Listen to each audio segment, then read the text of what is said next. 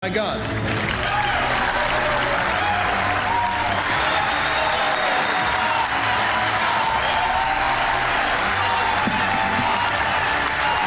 Thank you, God.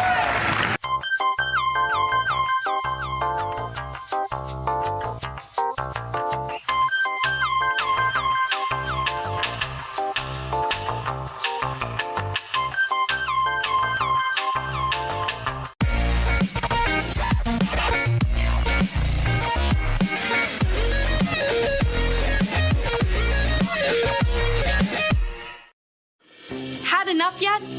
Do facts no longer matter? Are lies to be encouraged instead of punished? This is not our inheritance.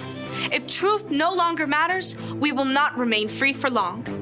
This is our generation's challenge, to defend our founders' hope that we the people could self-govern if we defend our right to get the facts. And right now, we're building the only defense of free people have, the facts on every politician, every position they held, every statement they've made, every vote they've made, and any cash they've taken.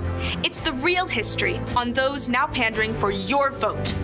There are hundreds of young people building our defense right now, and they need your help. We all have our passions, but as our ancestors knew, when events become so foul they threaten us all, we must stand and defend each other. Please, have our backs. Join us at votesmart.org.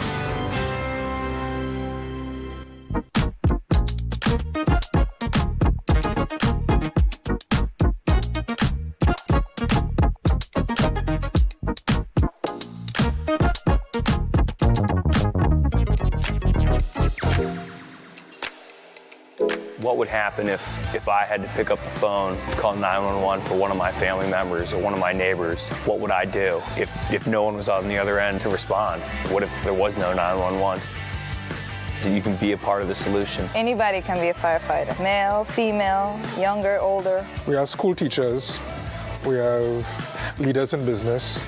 Is me, you, anyone that wants to be. There is no typical firefighter. We wish you a freedom Christmas. We wish you a freedom Christmas. We wish you a freedom Christmas and a liberty New Year. Socialists and commies may try to convince you that the holiday's all about free stuff. But let's be honest, we all know whose wallet Santa's gifts are coming out of. There ain't no such thing as a free stocking.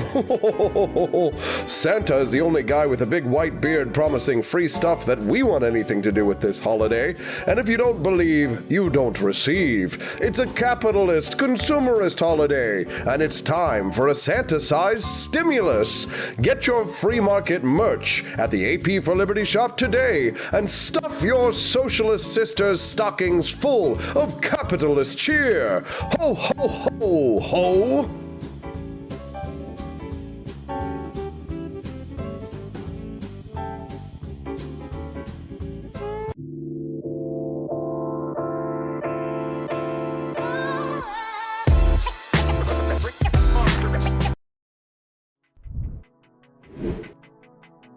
It's 7:46. You're watching and listening to the Wake Up America show with Austin Peterson.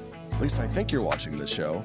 Maybe you're watching an older show, the one that was posted a little bit earlier, but got shut down by the feds. You know it was the FBI. They don't want us talking to each other. They can't handle the truth, can they? Yeah. They can't stand when AP for Liberty goes live. That's why they had to shut us down this morning. But thankfully we got things restarted, and we're here, we're back, and we're ready to roll. How dare you! For now, says Brandon Meyer. Yes, exactly, for now. I'm glad you like the commercials, A.N. Henry. It's been nice to see you there in the live stream. We love making new friends. If you haven't already, make sure that you introduce yourself. We love to make new friends here in the Cantina crew. We're always looking to swell our ranks. If you know what I mean. Oh yeah. Things getting hot and heavy up in here.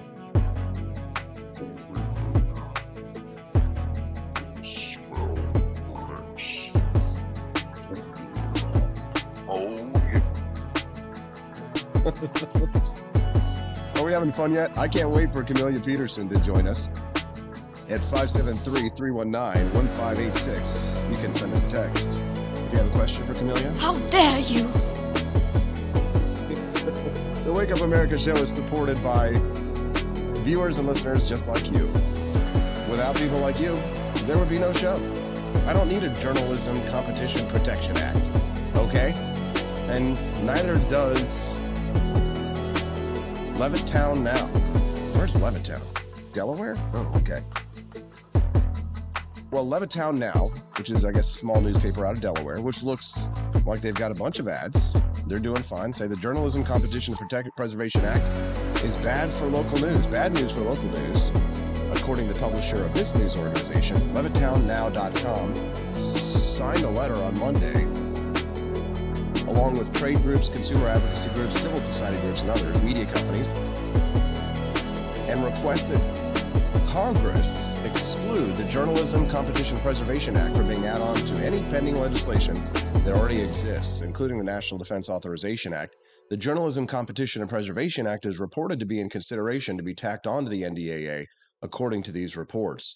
Now, the legislation proposes easing antitrust regulations and would allow news publishers to collectively bargain with big tech firms like Facebook and Google in an effort to get fees for providing links to their content. The idea is to aid publishers, often large ones, who have lost revenues due to sinking print readership, lower revenues, and poor management. So see, here's the thing, poor management, that's the fault of the publisher. Lower revenues, that's because you ain't getting on the phone with Lear Capital and getting yourself a good gold deal so that you can actually monetize yourself properly. It's not that hard. I see again, and I'm going back onto what I was saying earlier here, but it's the fact is that these newspapers, these broadcasting companies, these media conglomerates, they are not competitive. They don't want to get out there and sell. I cannot tell you how many salespeople I have interacted with in the media business who do not have the hunger that you need to have as a salesperson. It's not like going out there and selling vacuum cleaners door to door. It's not like going out there and selling widgets or selling cars. Selling journalism and selling media or selling radio or broadcast or television is not like selling anything else. You got to be hungry, okay? And you got to be hungry because here's the thing. If I'm a car salesman and I sell you a car, okay, you're going to get a car. If I am an ad salesman and I sell you advertising space, it's not vaporware so much, but I mean, you're not getting something physical in return for that. You're getting airtime, okay? And you have to, as a salesperson, you got to go out there and you got to sell that. It's not easy, but it can be done, as you see from our friends at learcapital.com. See, check actually at learaustin.com. For those who are interested in making a gold or silver purchase, I have my own new website now set up for you to do so to help support the show. If you're interested in purchasing gold and you're concerned about the inflationary impact of the Federal Reserve's loose monetary policy over the last few years, if you saw what happened in the stock market yesterday and you're seeking a flight to safety, gold and silver has always been a handy store of value. Last week, I was saying to myself, I was almost going to buy a Japanese officer's sword from World War II, a katana. And because I was explaining it to my wife, and I was actually telling my wife, I was like, please talk me out of this. And she's like, she wouldn't do it. She's like, I want to buy a new couch. So if you buy that, I'll buy a new couch. I was like, you're supposed to be talking me out of making these kinds of financial decisions. And yes, I do think a Japanese officer's sword from World War II, while it has the potential to rust and to potentially, it could, in theory, lose value. Most likely, I think it's going to increase in value. And my strategy over the last several years has been that when I make bigger purchases, that bigger purchase has to have some kind of either immediate use, some kind of value that it adds to me, or it has to increase in value over time. And that's how I justify buying guns, right? But gold and silver is one of those things that you can justify purchasing. And one of the things I like about gold too is that it sort of disincentivizes you to spend it right away. So when I have, like, let's say I have $700 that I was going to use to buy that sword in the bank, I'm more likely to spend the cash versus if I have the gold and the silver, where I sit down and I say to myself, okay, in order for me to do this, I have to go out and I have to exchange, make sure that I get the price so I can do the commodity value, but it holds value and it doesn't have the same kind of fungibility as cash. And I think that's a good thing because it helps me to save and to store value and to increase value over time. And it provides a nice handy hedge against inflation. Tomorrow, I'm really excited, actually. I get to introduce you to my sponsors. So I'm going to have my sponsor, Kevin Demerit. He's going to come join us on the program. We're going to talk about inflation. We're going to talk about gold, and we're going to talk about silver on the show, which I haven't done yet. But it's a great opportunity for me to introduce you to my sponsor. And I know yesterday, one of my friends on the live stream with JGJ was asking, do they do silver? They absolutely do. But if you decide to go with them, make sure that you use that website for that purchase. I also have a 1-800 number that I'll be offering up to you a little bit later. But this is exciting. And here's the thing. This is what journalists and publishers have to do to get competitive, and salespeople in the industry. But I see so many salespeople just sit on their butt. Okay. Now, admittedly, with this one, I got lucky. I just happened to know a former associate of Ron Paul, and she reached out to me and was like, hey, we'd love to talk about sponsoring your podcast. And they were super interested in the Wake Up America show. And I'm like, hell yes, exciting. So I got lucky on that one. However, I have been very aggressive in going out and finding other advertisers and sponsors. So all those fun advertisements that you see and all those commercials that I produce, I went out there and I got those sales. But they don't want to do it. They're lazy. Journalists are lazy. They are so freaking lazy. All right. Most of them don't want to get up at 4 a.m. like I do and get your butt in here and produce a show like this and have to do all of the work that is required to produce a show like the Wake Up America show. They don't want to do it. Okay, they don't want to have to do that and then go out and do sales and stuff like that. But the ones who are successful, like the radio station I was at before, the guy who sold the station to the current owners, he used to get on the air in the morning, he would do his show, and then he would go put on a suit and tie, and he would go out in the community and he would sell advertising. Okay, how many people have those kinds of cojones that are willing to do that? Most people don't want to do that. And that's what these journalists are trying to do. They want to pass this bill, in my opinion. They want to pass this bill so they can sit on their ass and be lazy liberals and have, and essentially repost something from NPR or the Associated Press, right? They're lazy, right? So I don't think that this bill should be passed. I think that it should be, Mike Lee called it Obamacare for the journalistic industry. I'm inclined to agree with anything Senator Mike Lee says. Not everything Senator Mike Lee says, but most of the things that Senator Mike Lee has to say. So this, the fact that they had to stick this in the National Defense Authorization Act ought to give us pause as well. The fact that USA Today is supporting this as well, I think, is another reason why it should give us pause. What do you think? You can send us a text if you'd like to have your text message read. You can send it in at 573-319-1586. You can also give us a super chat as well over on the live stream, and to make sure that it gets read as well. Jacob Champion says that, he's filming, maybe it was good that I didn't make the purchase the other day. He says, the swords aren't great. We have one that my grandfather brought back from the war, but if it weren't for the family history, it wouldn't mean much. Okay, well, maybe that's a tad subjective just because, there is quite a bit of value for that. The family history does mean, make it worth more, but you have to think about, just the simple value of it as it is. I mean, that's the kind of thing. They're not making more of them, right? It's kind of like gold. They're not making more gold, right? There's only a certain amount of gold. As for Japanese officer swords from World War II, there's only a certain amount of those in circulation, and they're only going to get more valuable over time as more people have become collectors. And I admittedly have been one of those, people. I'm like the guy, one of those people that are responsible for the prices being raised of military surplus rifles and of World War II and World War I memorabilia, because, when you play video games, you get really excited about the guns that you're shooting and you want to go have one. And I don't want to have one that's post-war or pre-war. I want one that's got the stamped and dated and, from the war. So I have a 1942 Mosin Nagant from Russia, and it's Tula made, so just south of Moscow. I mean, that thing in 1942, as soon as it came off of the assembly line, Stalin ordered the manufacturer of that rifle. It went immediately to the Eastern Front and was used to fight against Nazis, which is kind of awesome. And then so I'm not going to go through my gun collection for you right now, but I also have an M1 Garand from 1944 that probably could have, would have been used, in the War of the Pacific. It was re-arsenaled at the, what's the arsenal? What's the national, not the National Rifle Company, but what's the government program that they have that sells M1 Garands? I can't remember. All right, let's talk to somebody else. Let's talk to Camelia Peterson. Let's get back on the news. What do you say? We're talking about gold and guns. You guys aren't into gold or guns or anything like that, are you? Well, if you are, then you'll have to just take a break when we speak to the lovely Cornelia Peterson about a man who launched himself off of a parking deck at Disney, why he did so, and the note that he left in his final hours. Talk about that and more at the Wake Up America Show at wakeupAmericaShow.com.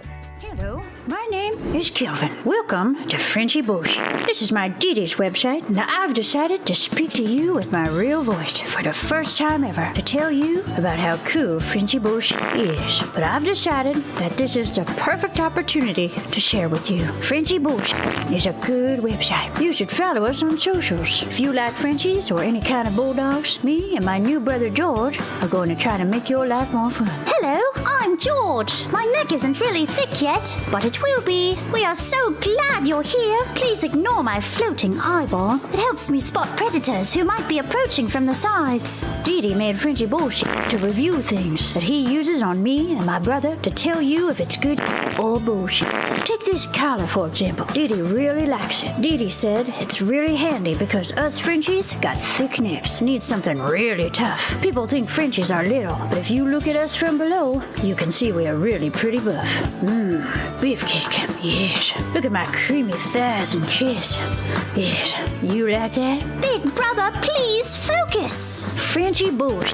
Please follow us for more great content and read the Frenchy Bush blog for more fun and cool stuff.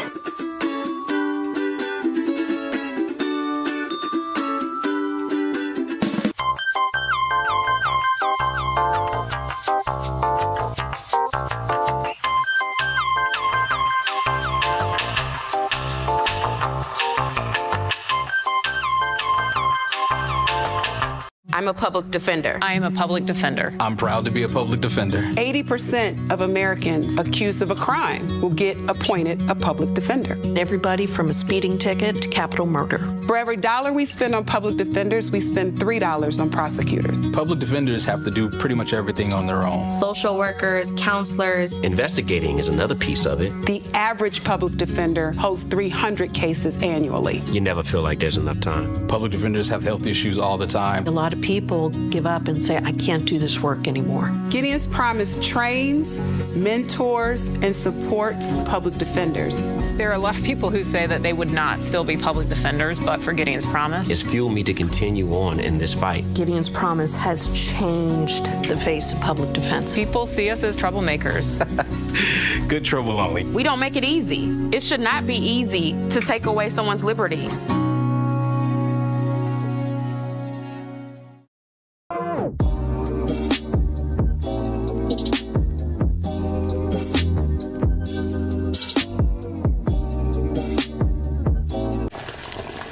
Ever hear the one about the frog?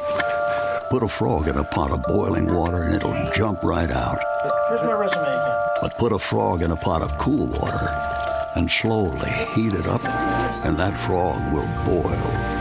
It's a lie. But as a metaphor for us and all that we go through as veterans, any real-world experience. It's a story that rings true. We make excuses for how we feel. We push everything down. We tell ourselves the lie that it's easier to stay in that boiling water, to disconnect. And some days, maybe it is. But you've never been interested in easy. Mistake. Reaching out is hard. Do it anyway. You're not alone. You've got this. You are not a frog. Find resources at va.gov/reach.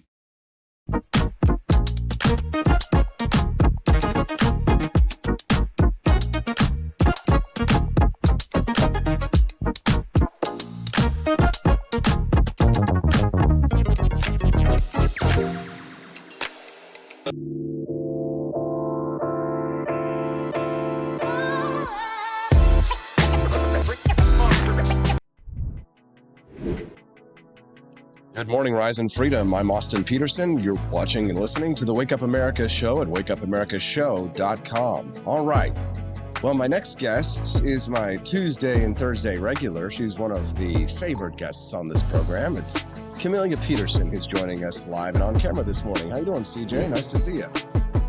Good morning. Doing well, thank you. Yeah, glad to have you here. CJ, I saw this story yesterday. It was pretty shocking news about a man who was at Disneyland and launched himself off the roof of the parking garage but he left a note before he decided to commit, well, I can't say the word because I think they'll demonetize me here. But in doing so, I think it sparks an interesting conversation. Do you want to give us a little bit of an update and a background on this story? Yeah, this is such a strange story to me. So this man, he was, I mean, he's not all that old. He's in his 40s, I believe, but he had left this big old long Facebook note right before he jumped off a parking garage, I think, at Disney. And basically the short of it was that he and his wife had gotten into some kind of a disagreement, and she had ended up calling the police, and so he ended up spending a night in jail. They don't specify exactly what he did, but according to him in this note, she later kind of regretted doing that and everything that ensued afterwards. And they only, they charged him with 2 misdemeanors, child endangerment, and I can't remember what the other one was exactly, but they were both just misdemeanors. He said, her 2 daughters were involved, maybe not involved, but they were there. And he said, he didn't lay a hand on them, would never do so. And, didn't lay a hand on his wife. And so it's really odd. He was a principal for many years at a local school and was well loved, well liked. And so it's very strange. And he basically was saying that, he left a note because he said he hates it when people leave this world with no explanation. And so he's giving this explanation and telling people, taking the time to tell people that he loves them and appreciates them. But then he also talked about how that, he couldn't stand that he was having to go through this, and he knows how much the courts are biased against men when it comes to, family matters. And so, I mean, that seems pretty extreme for him to take those kind of measures based on that. But at the same time, he's also not wrong when it comes to, how our court system treats, men and dads and families. If you're just tuning into the Wake Up America show with Austin Peterson, I'm speaking to my friend Camelia Peterson. We are not related. We're talking about a man who committed, can we say Japanese word? Seppuku, harikari, and the censors won't shut us down. At Disneyland in California, after it was revealed that he had taken a administrative leave, or was enforced administrative leave, after allegedly some scuffle that was like a domestic, disturbance that the wife called the police on. And then he left this note before he decided to do so, saying that, that he was going to lose his job for this, and, that he loved kids and that he would never harm his own kids, and that the family court system was extremely biased. And I mean, you and I, we don't live in California, Camelia, but I can imagine that the laws in California, if they're slanted around the rest of the country, they're probably at their worst in California. When you guess. For sure. And, we've even, for years, we've talked about this issue in Missouri. You've had people on previous, shows when you were on the radio that were from organizations specifically dedicated to working for men's rights within the family court system, and for fathers. It is heavily slanted against men. And I will say there are issues with family court system in general. Kind of in my Americans for Prosperity role, court reform is kind of one of our top issues, more so dealing with, how we choose our judges at the appellate and Supreme Court level in the state. But one of the things that I hear from people on the ground more than anything else is they say, I am looking for somebody to help me with family court issues. And it's not just, issues that are specifically like this, but all kinds of issues with guardianship with their parents, and rogue judges who are really not accountable to anyone. That is a huge, huge problem with our justice system, is that we have judges who are just not accountable to anyone other than, we, at least in Missouri, we vote for them, at the lower levels. But most people go into the ballot box, they don't know anything about a judge. They don't know these stories that people are telling them, and these people are very frustrated. They're looking for other people to connect with who are experiencing these same issues. They're looking for somebody that can help them or somehow fix this, and the fixes are incredibly difficult. If you're just tuning in to the Wake Up America show with Austin Peterson, I'm speaking to Camellia Peterson about the family court system. One of our listeners over on YouTube, Dustin, this morning says that he lost his girls for 4 years because of similar things. While losing my mind, God is the only one that saved me. Ann Henry says that she wishes that she would have gone to college to be a lawyer so I could advocate for men's rights when fighting for their kids. It's I don't know how we got down this path, Camellia. I mean, I guess, growing up in the 1980s, I remember sort of feeling this shift being, a child, but, it's just seeing, what you could hear in the media and the degradation of men and sort of I don't understand why women's rights had to come at the expense of men's rights. I don't feel like it has to be a zero-sum game, but like Maria was complaining about the feminist movement earlier on the program today, it feels as if women feel that in order to advance, they need to do so at the expense of men. And I understand that child custody can sometimes be something of a zero sum game. If one person has the kids and the other person doesn't have the kids, but it's just kind of a bloody mess. And I dealt with too, Camellia. So I mean, it's you know how this kind of thing is adjudicated. I mean, I imagine even judges have a difficult time making that kind of determination because who knows a relationship better than those two people? You know what I mean? Sure, highly subjective, and there's no way you can. And so that not intruding on parental rights, but then when you're trying to determine, well, what's best for the child, then what choice do you have but to send, social workers and other people into the home to observe and to interview and try to determine what's the best course to take that is best for the child. And it's very subjective. So I think there's always going to be this element that there's not going to be a perfect outcome no matter what. But yes, there's, in my own situation, I have been, incredibly blessed that this was, it was not like probably most others. And so there wasn't, there weren't those contentious decisions that needed to be made. And, both of us truly do whatever is best, for our daughters. There is this kind of halo effect that women have these days. You and I have kind of like we've joked about it in recent weeks with other things, but I mean there is kind of like this, when you see in these family court trials, women can be portrayed as just innocent victims of these men who are dark and scary, and when you look at domestic abuse and violence, they frequently will admit females who commit domestic abuse or violence against men, in order to portray men as these dark, scary women. But women can be dark and scary and violent and abusive, but there's something about the perception of women that makes them appear more innocent. I mean, something like a halo effect, wouldn't you say?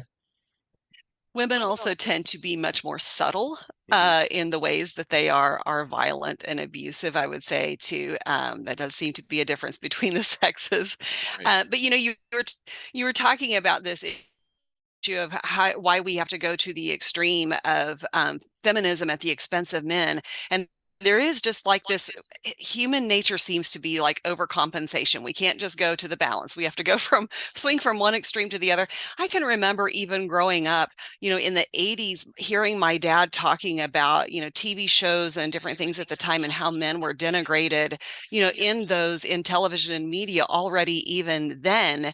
And so it's really unfortunate because I think men are more the protectors, and the reality is that men are also, when we talk about crime, the vast majority of violent crimes are committed by men.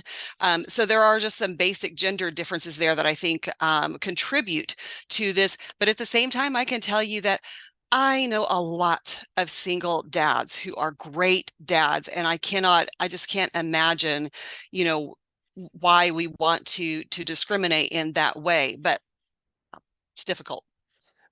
Robbie Thurman over the live stream says that his first marriage was a mixed marriage. I'm human and she was a Klingon.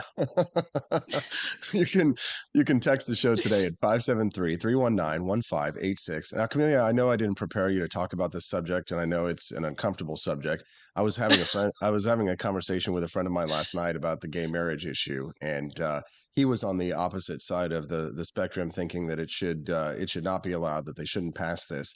And and when you talk about pendulums swinging one way or another, right? How we can't ever just kind of seem to reach what I might call some kind of libertarian middle, right? Where one thing has to come at the expense of another. But I mean, conservatives have been, calling this the end of civilization for a long time, right? That gay marriage is going to, signals like the degradation of our society.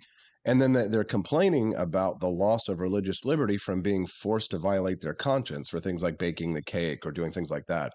And, I kind of staked my claim in my career in 2016 when I ran for president against, defending the Masterpiece Cake Shop from being forced to bake the cake. I don't think they ought to be able to be forced to bake the cake.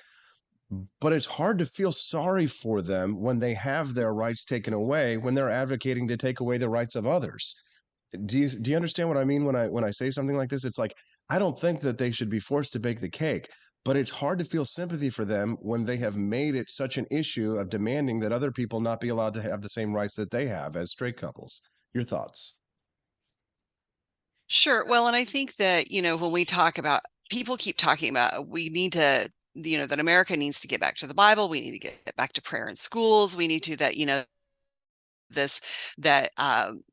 homosexual or gay or straight marriage, that the decline of straight marriage is the decline of society and family institutions, incredibly complex topic. But at the same time, if legislating by more works, then we would have seen a lot different outcome out of the moral majority years. I mean, we've kind of been there and tried that. And the thing is that there's I'm not sure when it comes to this issue of government sanctioned marriage that people who are opposed to gay marriage have the moral high ground here. And here's the thing. If you want to allow government to be involved in marriage to begin with, I'm not sure that you are allowed a lot of leeway to then make that definable by religious standards, because a lot of the arguments I'm seeing out here are that marriage is a religious word and therefore we can't apply it to anything else. And there's all kinds of crazy arguments that are going about why the government should, and these are by conservatives, why the government should be invested in preserving marriage and incentivizing childbirth. And they say, well, gay people can't be married because they can't reproduce. Well, what about couples who are barren and can't reproduce?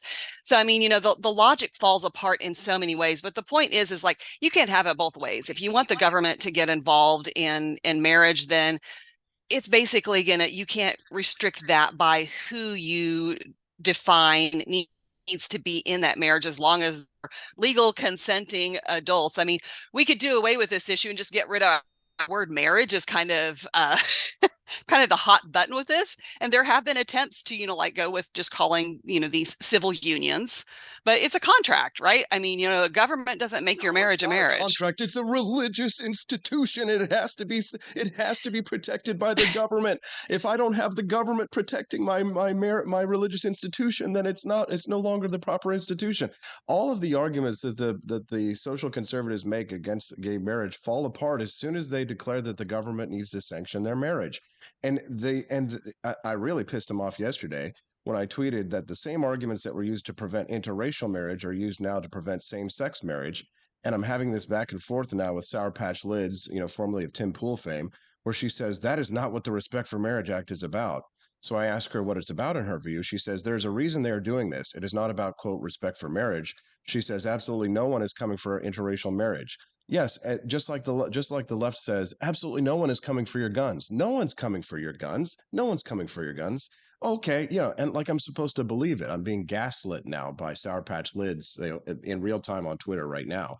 But all you have to do is read the replies to my tweet to see that there are people who are ironically or not, saying that, yeah, it was a mistake for us to have interracial marriages. So there are some people who, while they may not be as many people who want to come for our guns, who want to come for interracial marriages, there are absolutely people who would vote for turning that around. And there are absolutely conservatives who are trying to come for the properly, contractual agreements made between homosexual couples.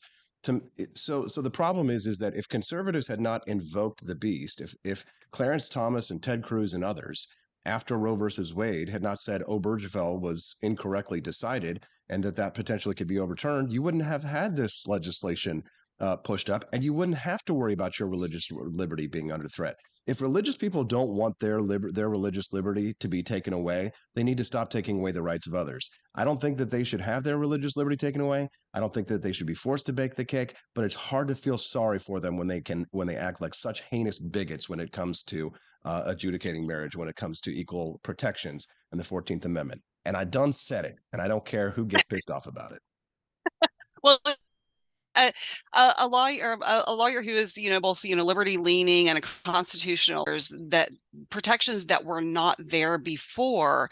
And so it's not like we've been ignoring this issue, but if you're relying on government to preserve your societal institutions and the foundation of your culture, you're doing it wrong, because that's not the government's job. That's our job. And I completely agree that, a culture needs the stability of, stable families and, people who are having children and reproducing. Those are all important things to a culture, but they are also not the end all be all of a culture. And those, if there's something going wrong here, it's something with us. It's not something that the government is going to fix. I completely agree. Boy, somebody clip that and quote that what Camelia just said, because I think that was beautifully stated. Camelia Peterson, editor of Libertarian Republic and Americans for Prosperity. Anything else you think people should know before we let you go? No, I will just say, I hope that everybody is having a good holiday season and that they're not stressing about it. I think about this a lot because I have not always celebrated Christmas. And you know what? Relax. It's make the most wonderful time of the year the least stressful year if you can at all. I hope so. Camelia Peterson, thank you so much for your time today. We appreciate it, and we'll see you on Thursday. Have a great Tuesday, everyone. Yep, coming up next, Colonel Rob Maness. We'll talk to him about getting the shot in order to be in the military on the Wake Up America Show at wakeupAmericaShow.com. Want an engaging website to boost your business? You're just a click away from 5-star Fiverr talent. Hundreds of freelancer skills like web design. Head to Fiverr.com today and get something started. American conservatism is distinct, like America is distinct from the United Kingdom. American conservatism's roots comes out of the Wild West, out of pioneerism. The difference between American conservatives and European conservatives is that Americans are cowboys. We are that God, guns, gold, and girls. It's wild here. And we should stay that way.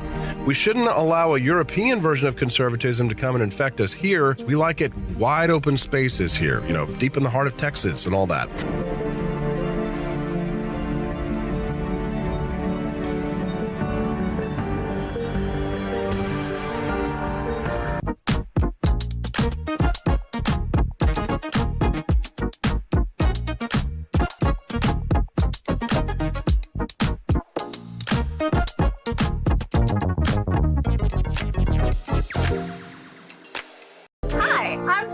Austin's wife. I want to thank you all for watching the Wake Up America Show with Austin Peterson.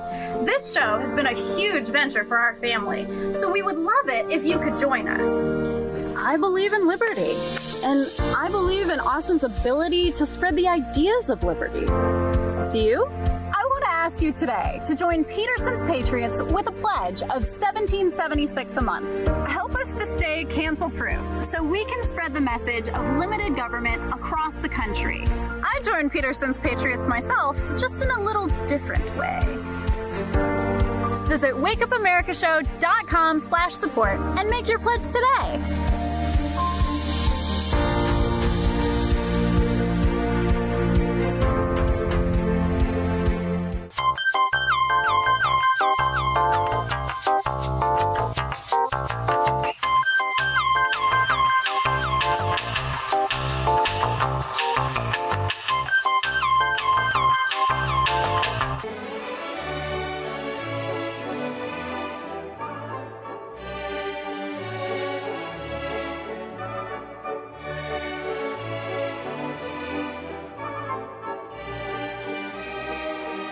Hey, it's Austin. Thanks for watching and listening to the Wake Up America show. 2022 has been an exciting year for the Peterson household. Steffi and I celebrated our first anniversary, and my new radio program, The Austin Peterson Show, was syndicated in St. Louis just over a month ago. There have been some challenging times, but with the help and support of good friends like you, we've been able to come out even stronger at the end of this year than when we started. I wanted to take a moment to say thank you to the Cantina crew, especially Camelia Peterson, Tolly Owens, Jamie Marie Pope, Chris Morrill, Matt Unruh, Quest Fanning, Elizabeth Fanning Press, Tina Martin Goodrick, John Rail, Jasper Logan, Kathy Jo Loy, Edie Vogel, Grant Sundberg, Anna DePalm, Doug Hill, Andy Opperman, Lyle and Lori Rosberg, John Peterson, John Mashurik, Ava Lavasco, Leslie Scott Russell, Liberty Liss, Pam Ames, Cecilia Harden, Mary Kramer, and dozens more than I could list here. Happy holidays, Merry Christmas, and may your days be merry and bright with a Happy New Year.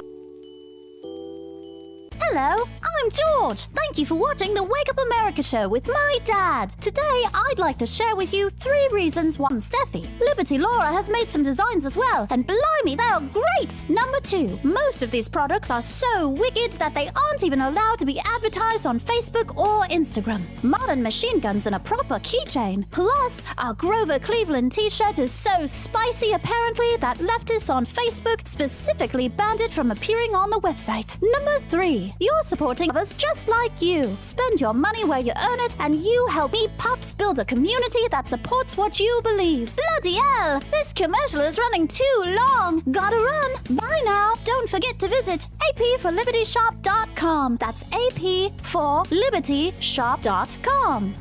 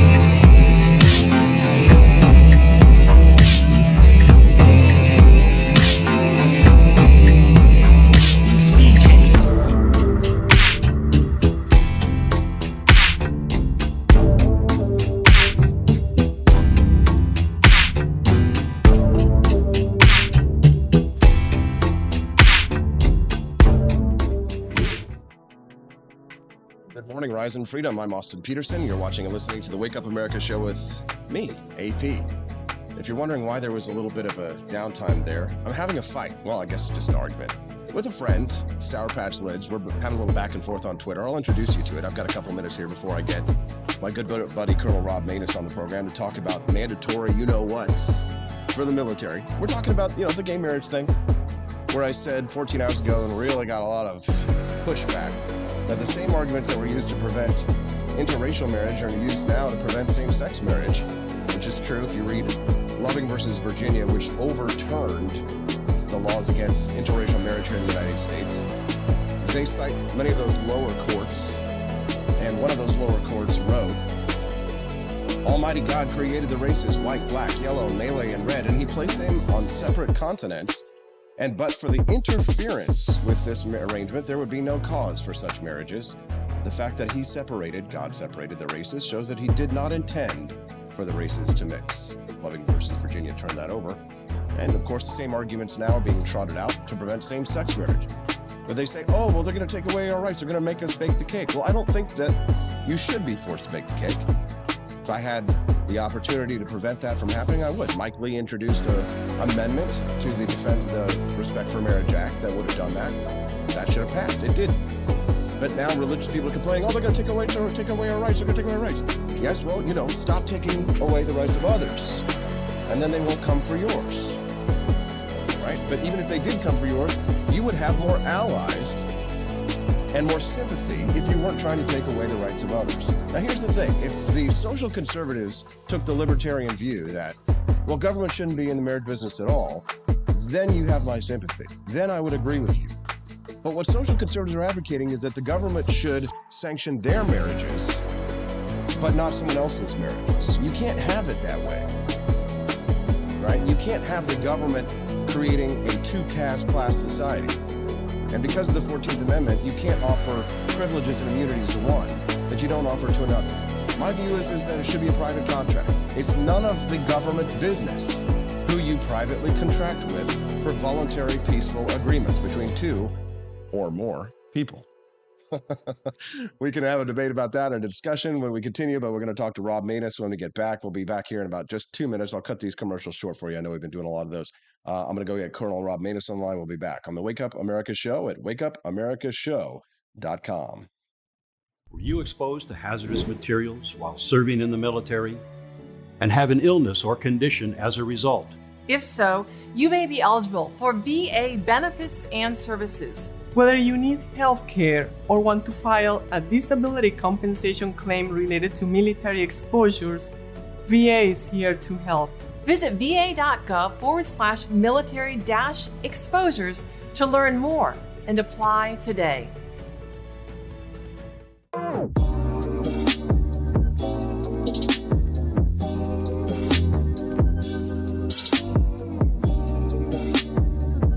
If there wasn't going to be somebody who was a fiery champion of liberty, somebody who would get out there and who would be aggressive, and if they wouldn't do it with more fire or passion than I had, then I would go and I would fight this battle for us. I've fought for the principles that we all share. Parties tend to be secondary to me. We're here because we believe in the principles of liberty. I am not a perfect messenger, but I think I'm a damn good one. This is a replica of our first president's flintlock pistol. You have my full support, my respect, and my gun.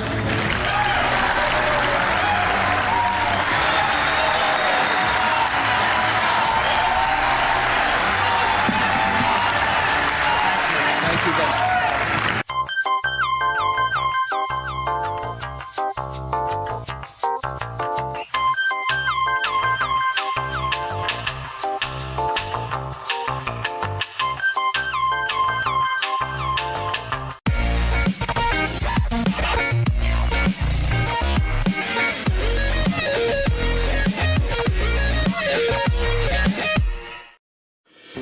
Enough yet?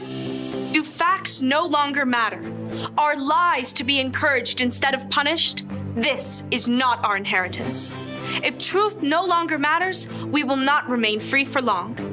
This is our generation's challenge, to defend our founders' hope that we the people could self-govern if we defend our right to get the facts. And right now, we're building the only defense of free people have. The facts on every politician, every position they held, every statement they've made, every vote they've made, and any cash they've taken. It's the real history on those now pandering for your vote. There are hundreds of young people building our defense right now, and they need your help. We all have our passions, but as our ancestors knew, when events become so foul they threaten us all, we must stand and defend each other. Please, have our backs. Join us at votesmart.org.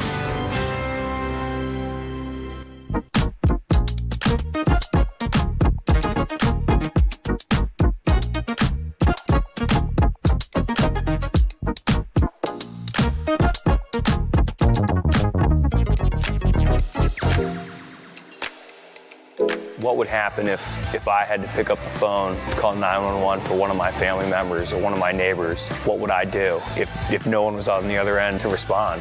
What if there was no 911? So you can be a part of the solution. Anybody can be a firefighter. Male, female, younger, older. We have school teachers. We have leaders in business. Is me, you, anyone that wants to be. There is no typical firefighter. We wish you a freedom Christmas. We wish you a freedom Christmas. We wish you a freedom Christmas and a liberty New Year. Socialists and commies may try to convince you that the holiday's all about free stuff. But let's be honest, we all know whose wallet Santa's gifts are coming out of. There ain't no such thing as a free stocking. Santa is the only guy with a big white beard promising free stuff that we want anything to do with this holiday. And if you don't believe, you don't receive. It's a capitalist, consumerist holiday, and it's time for a Santa-sized stimulus. Get your free market merch at the AP for Liberty shop today and stuff your socialist sisters' stockings full of capitalist cheer. Ho, ho, ho, ho!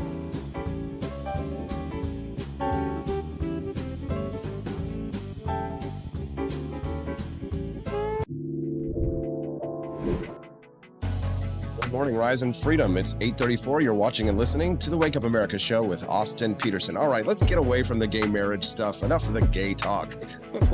Let's talk about something else. My friend Colonel Rob Manus is joining me now on the show. He's going to talk to us a little bit about the military and the requirements to get vaccinated. Joining us right now, live and on camera, Colonel Rob Manus. Good morning, Colonel. Thank you so much for joining us on the program today. Hey, good morning, Austin. Thanks for inviting me on. Yeah, thanks so much for coming on, Colonel. We're not going to talk about don't ask, don't tell, or gays in the military today. So you can breathe a sigh of relief here that this discussion is one that I'm pretty sure that most of our audience will agree with us on. The Pentagon and the White House both are opposed to legislation that would remove the requirement to get vaccinated for COVID-19 in the military. What are your thoughts on this, Colonel? Well, I've been working for over a year to get the vaccine mandate removed, but primarily because it's hurting our readiness. The latest reported failures and recruiting numbers are 25% below recruiting goals. And I'm not sure if your audience is aware, but I know you are, Austin, that if you can't meet recruiting goals with an all-volunteer force, then you don't have an all-volunteer force that's capable of doing what it needs to do. And when you don't have that, then you're weak, and weakness invites conflict. Quite frankly, I think that's why we're seeing a rise in conflicts around the world with some major powers like the Russia-Ukraine issue that's going on. You're convinced, So that's Colonel, one reason. So, Colonel, then you're convinced that one of the reasons why Russia felt empowered to attack Ukraine was because of American weakness? Oh, absolutely. There's no doubt about it.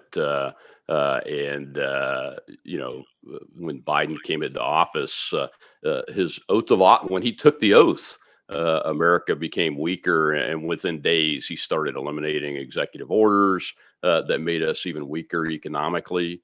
As you see, aggressive potential enemies or enemies of our country tend to want to take action when they can get away with it. Quite frankly, he thought he could get away with it.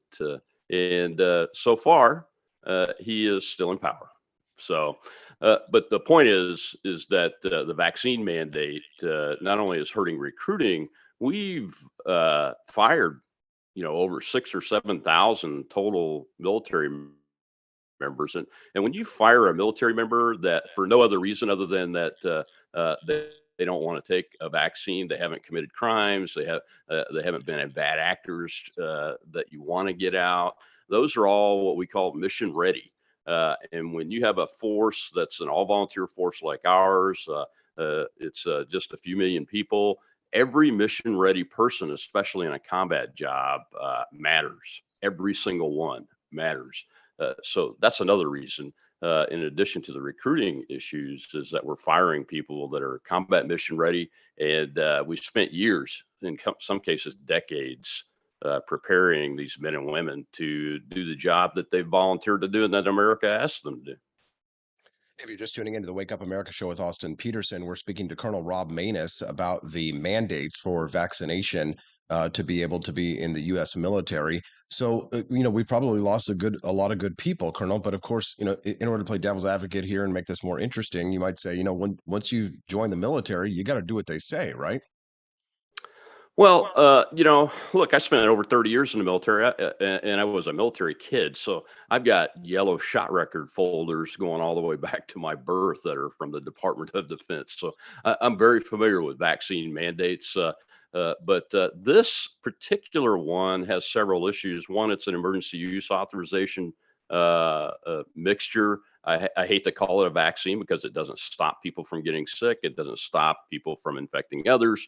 So I don't call it a vaccine. It's some mixture of medication that they want people to take to try to stem this, but it really doesn't work. That's number one. Number two, the age group of the military force from 18 to 35, especially among males, is the group that gets the most adverse reactions to this vaccine, being heart problems, blood clot problems, and those kinds of things. And there is no telling what really is going on with the medical health of our armed forces in total right now, because over 90% have been vaccinated. So, again, I'm very familiar with vaccine mandates. I've taken them myself, had to take the anthrax vaccine, even though that order was deemed illegal later by the court. It has caused great disability numbers amongst those that have taken it, many of them. So, that is one issue with it. The other issue is a lot of these vaccines, whether they were created from T cells from abortions or tested using T cells from abortions. A lot of folks that have strong religious held beliefs, and I would be one of them, quite frankly, if I was in the military today, are asking for religious exemptions for this. And we have a law. It's called the Religious Freedom Restoration Act, or RFRA, that Congress passed a few years ago, that's supposed to have a orderly process that protects individuals that request religious exemptions and ensures a fair process to make a decision about whether their beliefs are long held and true beliefs and those kind of things. But we have indications and evidence in some court cases that secretaries of the services, namely the Secretary of the Air Force, had a closed door meeting with all of the general officers in the Air Force and said there will be no approvals of religious exemptions for this vaccine. And to date, the Air Force has only approved a few, and they're all to give a look that give the Air Force the look that they're approving them, but they've all been for people that were already on their way out the door, either through retirement or they were getting out of their enlistment. So that's an issue, especially under the First Amendment, as you know, that the government should not be on religious rights, and it's illegal, quite frankly, under the RFRA, for a general officer or a commander to give blanket denials under that law. Every case is supposed to be individual, and there are thousands upon thousands of those. I work with a group called Stand Against Racism and Radicalism in the Services, stars.us, if you want to check them out. It's led by colonels and generals and admirals that first started out being opposed to critical race theory in the service academies. And then we took this issue on about a year ago, and we think we're seeing some success. And Senator Paul leading the charge in the Senate against the NDAA, unless this mandate is removed and all those that have been fired reinstated with clean records. Not passing is a good approach to do that. So we think we've had a positive impact. Now, Colonel, I guess if you're just tuning into the Wake Up America show with Austin Peterson, I'm speaking to Colonel Rob Manus. We're talking about vaccine requirements for the military. Colonel, at what standard would you say that it's reasonable to expect that, that there should be a vaccination mandate for the military? Because if you ask that question in any political forum, one side will say 100% of the time, the other time will say, absolutely never should you ever have to have any kind of vaccine at all, even if you join the U.S. military. But I mean, it would be, I feel like, a dereliction of duty to send some soldiers into the jungle without some kind of a malaria vaccine, for example. So by what standard would you say that it's acceptable to require that, knowing that you were given an anthrax vaccine that later turned out to not, achieve the benefits that it purported?